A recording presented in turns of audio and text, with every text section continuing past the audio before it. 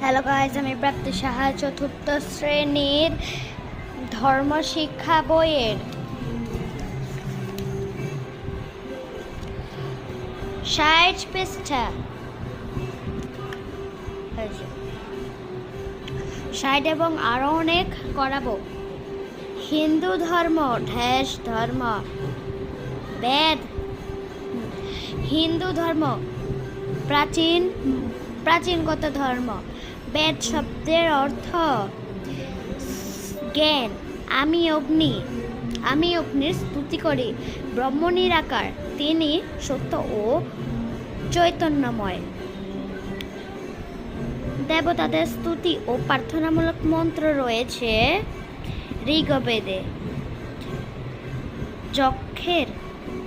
যজ্ঞের মন্ত্র আছে যজুর্বেদে। সাম-অর্থ গান।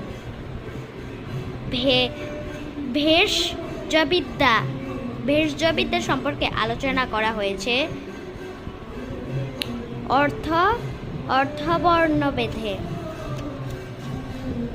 সঠিক উত্তর: হিন্দু ধর্মের প্রধান ধর্মগ্রন্থ বেদ। বেদ কার বাণী? ঈশ্বরের। ঋগ্বেদে কয়টি মন্ত্র আছে? 10,552টি। ব্রহ্ম কি? সত্য। নিচের কোনটি উপনিষদ?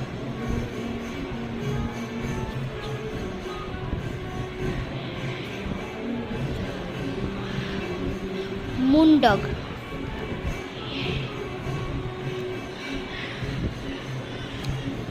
প্রশ্নগুলো সবার লাস্টে পড়াবো। এখন আমি সবার প্রথম অধ্যায়ে যাব। প্রথম অধ্যায়ের নাম স্রষ্টা ও সৃষ্টি এবং উপাসনা ও প্রার্থনা। অধ্যায়ে চলে আসছি। অপরূপ সুন্দর আমাদের এই পৃথিবী, সবকিছুর একজন স্রষ্টা আছেন। ঈশ্বর জীবের মধ্যে আত্মারূপে অবস্থান করেন। ঈশ্বর ও তার